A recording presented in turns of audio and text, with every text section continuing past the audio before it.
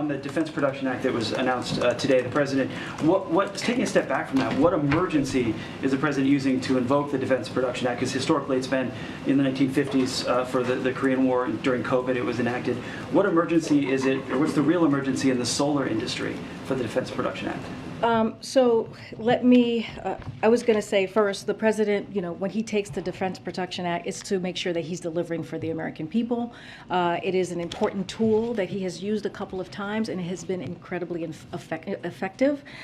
So for this particular Clean Energy Defense Production Act, he is invoking the Defense Production Act to rapidly expand domestic production of solar panel parts, building insulation, heat pumps, and more. He is putting the full force of the federal government's purchasing power behind supporting American clean energy manufacturers, and he is providing U.S. solar deployers the short-term stability they need to build clean energy projects and deliver more affordability energy to American families and business.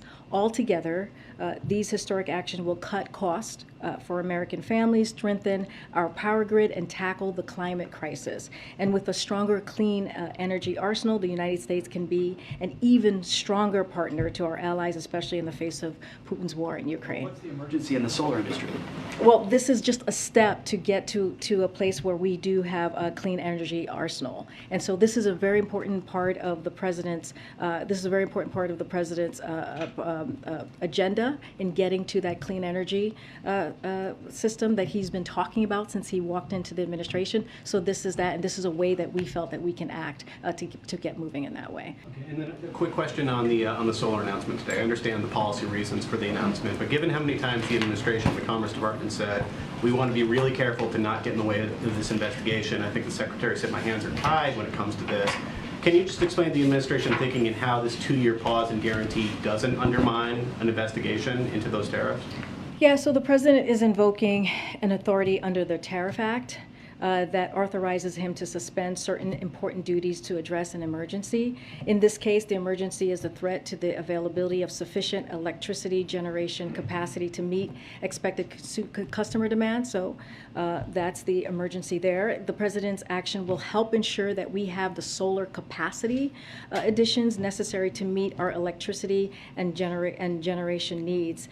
So the president is invoking Section 318A of the Tariff Act, and that's how we're moving forward. On the solar panels, how is this not a gift to Chinese solar manufacturers, many of whom operate with forced labor and are subsidized by the Chinese Communist Party? Today's announcement is about one country and one country alone, and it's about the United States.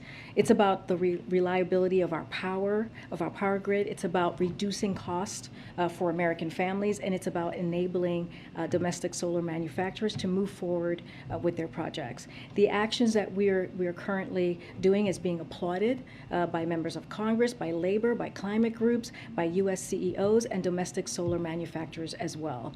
The actions do not apply to any materials imported from China. Import duties will remain in place on solar cells and panels from China or Taiwan. So it has nothing to do with either. It's about making sure that we're delivering for the American public.